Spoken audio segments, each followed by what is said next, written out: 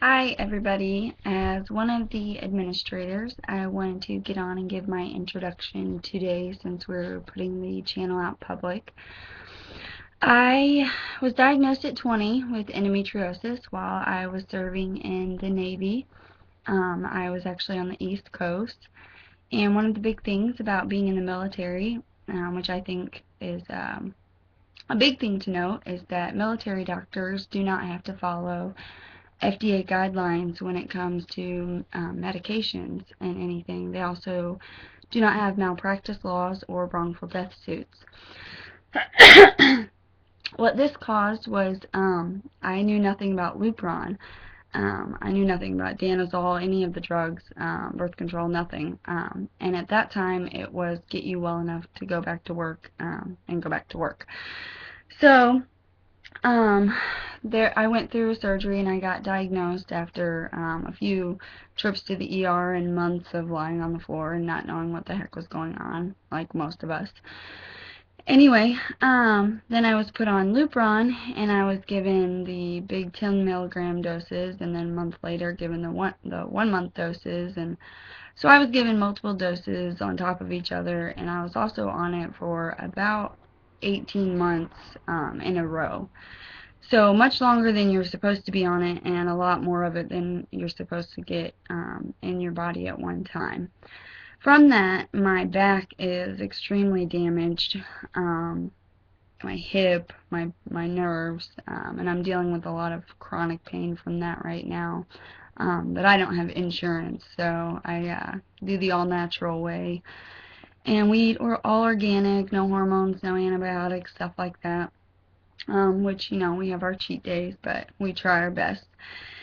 Anyway, my journey since 20, now that I'm 26, going on 27, has been a very long one. I have had 6 surgeries now, my last being Excision with Dr. Sinervo at the CEC, which was amazing. Even though I am still in pain now, I did have the most amazing pain-free 8 months after Excision. I did have to have a hysterectomy due to adenomyosis with him. However, he removed endometriosis from 4 different spots, and I told him if he saw any signs of adeno to just remove my uterus, because I have a daughter and I was in so much pain I couldn't physically move. So at the time, that was my choice to go ahead and just give that part up. I do have my left ovary left, but once my disability hearing convenes in July this year, hopefully will get approved, and my left ovary and cervix are actually going to be removed, because I have constant migraines now, because my left ovary seems to be constantly ovulating, causing massive pain, cysts keep rupturing, and massive migraines. So, of course, still problems, even though hysterectomy, even though I had Excision, one of those cases. But hopefully all the endo is gone. It's just my body's not exactly working with me. Although I do feel, you couldn't even compare me last year to this year. Before Excision and after Excision, I couldn't move before Excision, and now I can pick up my daughter, I can play with her, and I can do things. Before, I couldn't cook. My friends would have to come over. I'd call them, and I'd be like, hey, I'm on the floor. Can you come cook dinner? Because I can't take care of my daughter. Things like that. So, I still can't work. I haven't worked in 3 years, which is very difficult, especially financially. But those are things that we're dealing with. I do go to school. I'm a full-time student online at University of Phoenix. I'm a criminal justice major, and I should have my associate's degree as of June, the end of June. I am studying to be a lawyer, and hopefully I will be able to do some big class action lawsuits for endometriosis women someday, which I am trying to write a book on some big things this year, which I won't get into because that's a long drawn-out thing. Anyway, my first 5 surgeries before Excision were all over, really. I had 2 in Virginia, 1 in Maryland, one in Georgia, not in Atlanta actually. I lived in Augusta. I didn't even know about Atlanta, Georgia, crazy enough. Um, Nuts. Um, where's the other one? See, it's so hard to remember. So much time goes by. Anyway, I might have 3 in Virginia. I'd have to look it up. But things like that. I also have pelvic floor dysfunction. I don't have IC. I got lucky enough with that. So I feel blessed about that. But my hands and feet do go numb at random times because of the nerves being crushed in my back, which is really hard to drive whenever that happens. Things like that.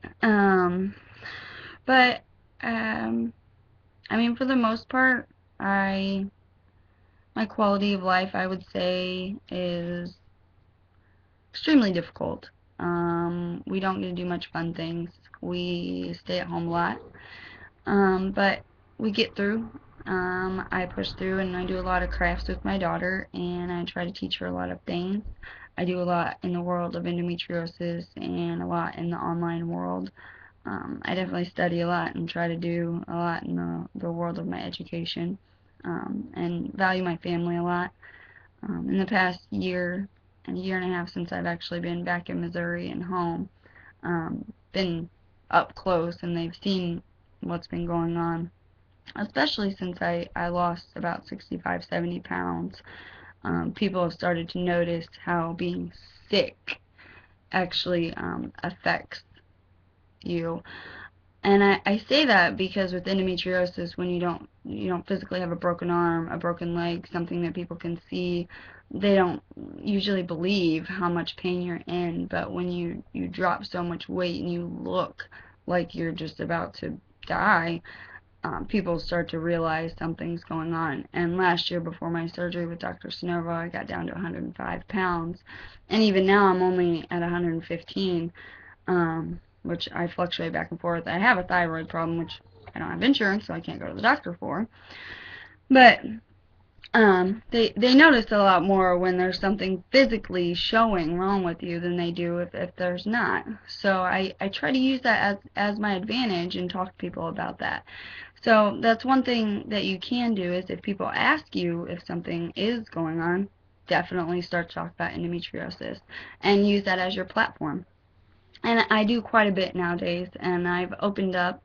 It did take me about 3.5 years to come out, you could say, about being sick, because I was never sick. I was never one to show any emotional damage, anything, any weakness. So that was hard for me to do, definitely. I never even told my mom I had surgery till I was on my 3rd surgery, and then she freaked out on me. Because I was 6 states away, not like she could do anything.